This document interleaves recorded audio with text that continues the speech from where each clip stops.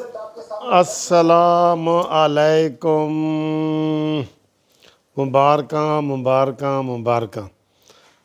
سب سے پہلے قانونی ٹی وی نے یوٹیوب پہ آپ کو سیاسی خبر دینے کا سلسلہ جاری رکھا ہوا ہے۔ سب سے پہلے قانونی ٹی وی۔ ابھی آج صبح دلائل ہوئے تھے، میں نے آپ کو وہ بھی بتایا تھا کہ کراچی کا جو الیکشن ہے 249 اس کے لیے دونوں وکیلوں کے دلائل جاری تھے۔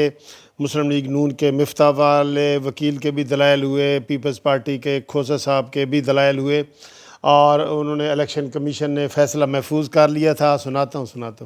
فیصلہ محفوظ کر لیا تھا۔ اب الیکشن کمیشن نے اعلان کیا ہے کہ اس میں واقعی کوئی ایسی باتیں ہیں جن کا نوٹس لیا جائے، جو دھاندلی کے متعلق ہیں، جو ووٹ مسترد ہوئے ان کے متعلق ہیں، اور اس لیے الیکشن کمیشن نے یہ فیصلہ کیا ہے کہ اب 6 مئی کو دوبارہ گنتی ہوگی۔ پرسوں 6 مئی کو کراچی کا جو حلقہ ہے 249، اس کے اوپر الیکشن کمیشن نے اپنا محفوظ فیصلہ سنا دیا ہے، اور انہوں نے اعلان کیا ہے کہ نون لیگ کی جو درخواست ہے وہ منظور کی جاتی ہے، اور 6 مئی کو سارے فریقین الیکشن کمیشن کے دفتر میں اکٹھے ہوں۔ وہاں پہ جو ہے وہ ان کو سنایا جائے گا آر او آفس میں۔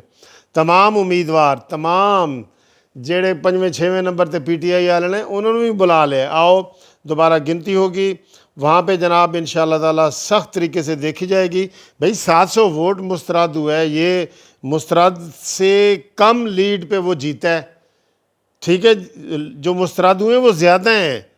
تو یہ ڈرامے آپ کو پتہ ہے، یہ پرانے ڈرامے ہیں جو یہ کرتے رہتے ہیں، تو یہ بڑی گڈ نیوز ہے۔ آپ کو بتا رہے ہیں تمام امیدوار 6 مئی کو صبح 9 بجے آر او آفس پہنچیں۔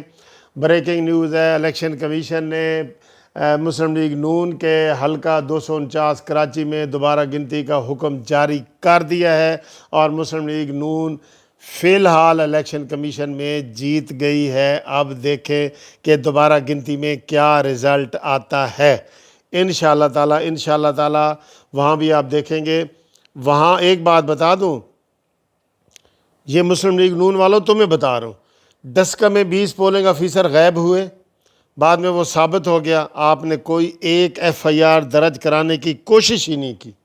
اب میں آپ کو بتا رہا ہوں، یہاں پہ اگر فارم 45 میں وہ گڑبڑ ہوئی، ووٹ 17 کو 171 کیا گیا، یا 117 کیا گیا، 17 کو 117 کیا گیا، 31 کو 131 کیا گیا، تو ان لوگوں کے خلاف ایف آئی آر آپ نے کٹوانی ہے۔ اس سلسلے میں آپ ڈھیلے ہیں، ٹھیک ہے جی۔ مبارکاں، صحیح، مبارکاں۔